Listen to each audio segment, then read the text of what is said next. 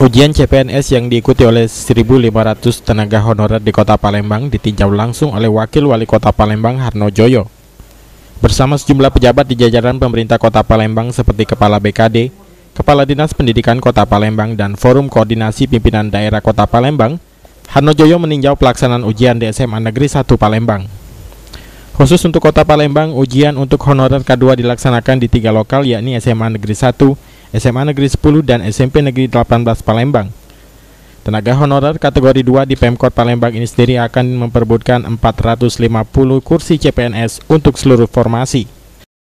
Nah, tadi saya sudah koordinasi dengan BKN Pusat bahwa secara nasional ini akan lulus kurang lebih 30%, ya, 30%. Nah, artinya kalau Palembang dia kebijakan ini dianukan secara regional, artinya dari 1.500 yang lulus 450 kan, seperti itu. Ya, ini tergantung daerah lah ya, tergantung daerah. Tapi harapan kita ya tetap bekerja seperti biasa lah. Menurut Harno, peserta ujian CPNS kali ini yang paling banyak berasal dari tenaga honorer guru sebanyak 650 orang, diikuti oleh tenaga honorer kesehatan. Sementara itu, ujian CPNS ini dikawal dan diawasi secara ketat oleh panitia, termasuk melibatkan kepolisian untuk menjaga soal-soal. Hal ini untuk menjamin integritas para CPNS.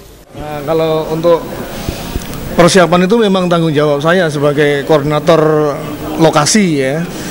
Jadi kebetulan kelas kami ini kan masing-masing kelas hanya terisi 32 ya.